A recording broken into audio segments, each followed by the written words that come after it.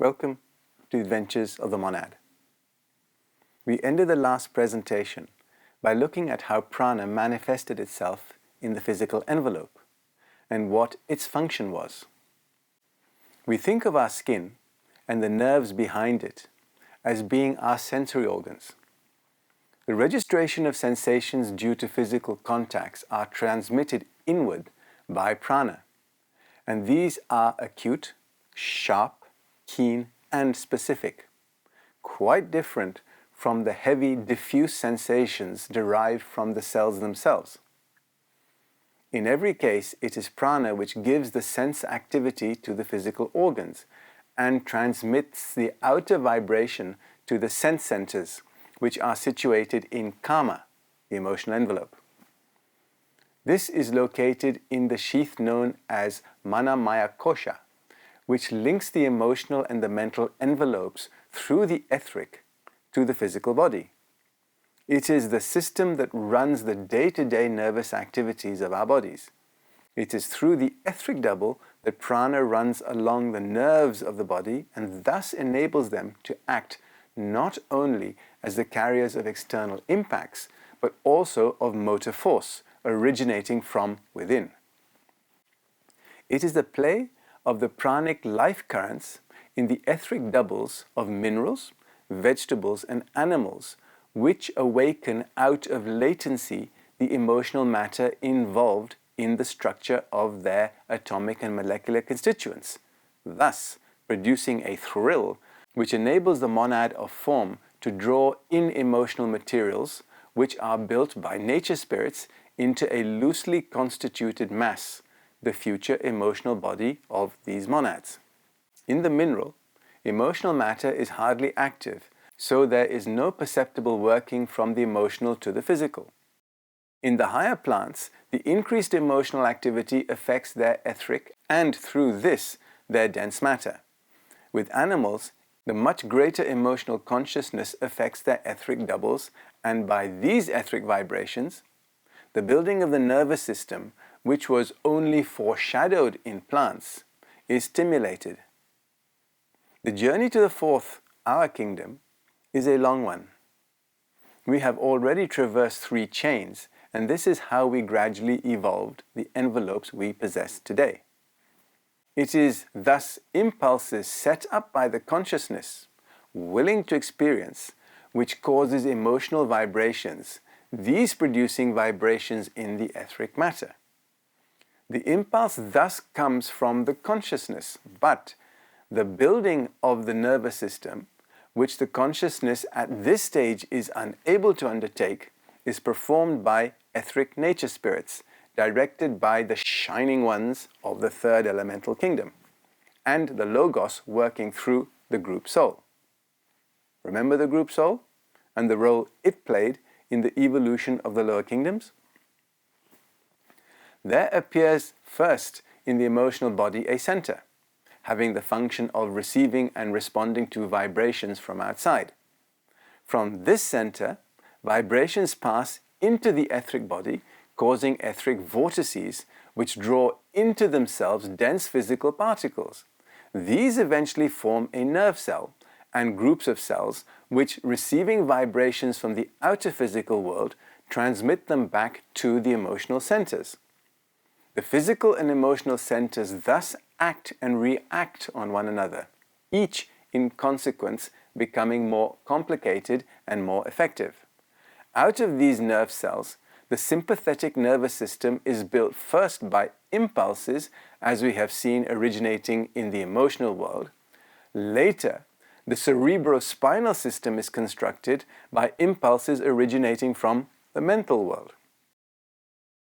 The sympathetic system always remains directly connected with the emotional centers, but it is important to note that these emotional centers are not the emotional chakras of which we shall speak later, but are merely aggregations in the emotional sheath, which form the beginnings of the centers which will build the organs in the physical body.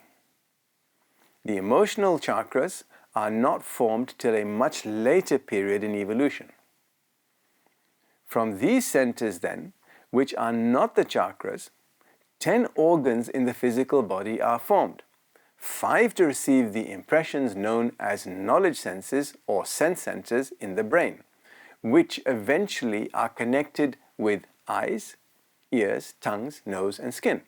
And 5 convey vibrations from the consciousness to the outer world, action senses or sense centers, which cause action, these being the motor centers in the brain, to be connected with the sense organs in the hands, feet, larynx, organs of regeneration and excretion.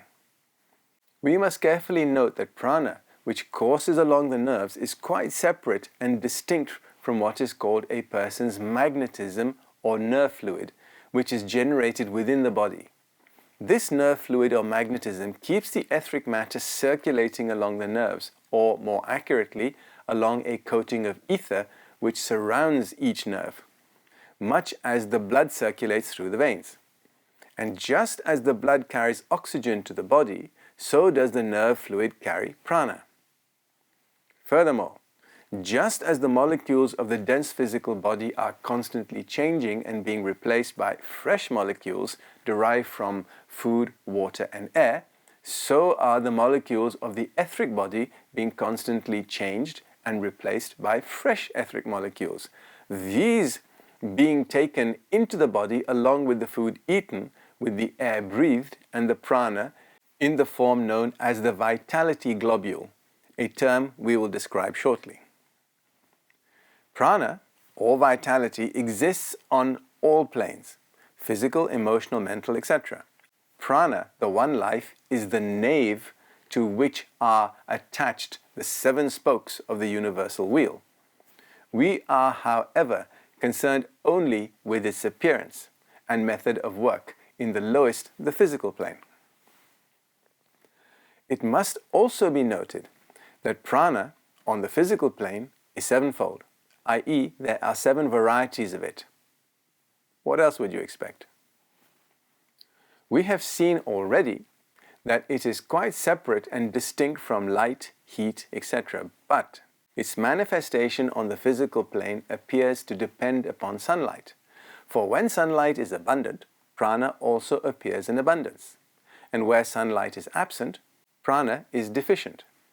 Prana emanates from the sun and enters some of the ultimate physical atoms which float about in the Earth's atmosphere in great numbers. Although we say that this pranic force enters the physical atom, it does not do so from outside. It enters from a higher dimension, the 4th found in the emotional plane, and so appears to the clairvoyant as welling up within the atom. There are thus 2 forces which enter the atom from within. 1, the will force from the logos, which holds the atom together in its proper shape. 2, the pranic force. It is important to note that prana comes from the 2nd aspect of the solar deity, whereas the will force emanates from the 3rd aspect. The effect of prana on atoms is entirely different from that of electricity, light, heat, or other expressions of Thohat. Electricity rushing through the atoms deflects them and holds them in a certain way, and also imparts to them a separate and distinct vibration rate. Any of the variants of Thohat, such as electricity, light, or heat, cause an oscillation in the atom as a whole, an oscillation the size of which is enormous as compared to that of the atom itself. These forces, of course, acting on the atom from without. You may remember from previous presentations the shape and structure of the ultimate physical atom, the smallest particle of matter on the physical plane, out of which combinations of which are made the various elements we know as solids, liquids, and gases. In the diagrams presented in this presentation, these ultimate physical atoms are indicated as outlines only. The force of prana, when radiated from the sun, enters some atoms in the atmosphere and causes them to glow. Such an atom charged with this additional life has a 6-fold power of attraction, so that it immediately draws around it 6 other atoms. This is arranged in a definite form, making what is termed in occult chemistry a hyper, meta, proto element. A combination of matter on the subatomic 49-2 subplane. This combination, however, differs from all others so far observed in that the force which created it and holds it together comes from the second aspect of the solar deity instead of the third. This form is known as the Vitality Globule and is shown in the diagram. This little group is found in the chemical element oxygen, and it is also the heart of the central globe in radium. The globules, on account of their brilliance and extreme activity, can be seen by almost anyone who cares to look, darting about in the atmosphere in immense numbers, especially on a sunny day. The best way to see them is to face directly away from the sun and focus the eyes a few feet away, with the clear sky in the background. Although brilliant, the globules are almost colorless and may be compared to white light. It has already been remarked that although the force which vivifies these globules is quite different from light, it nevertheless appears to depend upon light for the power of manifestation. In brilliant sunshine, this vitality is constantly welling up anew, and the globules are generated in incredible numbers. But in cloudy weather, there is a great decline in the numbers of globules formed, and during the night, the operation appears to be entirely suspended. During the night, therefore, we may be said to be living upon the stock manufactured during the previous day, and although it appears practically impossible that it should ever be entirely exhausted, that stock eventually does run low when there is a long succession of cloudy days. It is, of course, the work of the physical tertiary matter, guided by a nature spirit known as an elemental, to defend the body and to assimilate vitality, as will be described in detail in the next presentation, in order to recuperate the physical body. Whilst the physical body is awake, the nerves and muscles are kept tense, ready for instant action. When the body is asleep, the tertiary matter, guided by nature spirits, lets the nerves and muscles relax and devotes itself especially to the assimilation of vitality. This accounts for the strong recuperative powers of sleep, even of a momentary nap. When the monad is in residence, the elementals are not able to rejuvenate the cells. They are always ready for action. That is why we have to sleep or our cells run out of energy and die. It should be noted that the elemental described here is not the same as the elemental generated by thoughts and emotions in the emotional and mental worlds. Those elementals are artificial and composed of secondary matter. The elementals described here are members of the hierarchy that will eventually become devas. The elemental works most successfully during the early part of the night, when there is a copious supply of vitality. In the daily cycle, the supply of globules is at its lowest ebb in the small hours of the morning, before sunrise, and it is one of the reasons why so large a proportion of deaths occur during those hours. Hence, also the saying that an hour's sleep before midnight is worth 2 after it. Similarly, of course, the supply of prana is at a lower ebb in winter than in summer. It should be noted that the prana is poured forth not only on the physical but also on all planes, emotional, mental, causal, etc. These envelopes will be at their best under clear skies and with the inestimable aid of sunlight.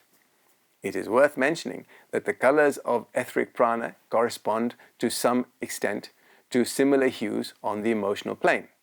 Hence, right feeling and clear thought react on the physical envelope and assist this envelope to assimilate prana and maintain vigorous health. Thus we find an interesting light thrown on the intimate connection between spiritual, mental and emotional health and the health of the physical body, and are reminded by the well-known saying of the Lord Buddha that the first step on the road to Nirvana is perfect physical health. The vitality globule, once charged, remains a subatomic element and does not appear to be subject to any change or loss of force unless and until it is absorbed by some living creature. Before proceeding to study the extremely interesting and important subject of the absorption of prana in the physical body, we must first study the mechanism by which this process is brought about in the etheric envelope. See you in the next presentation. Thank you.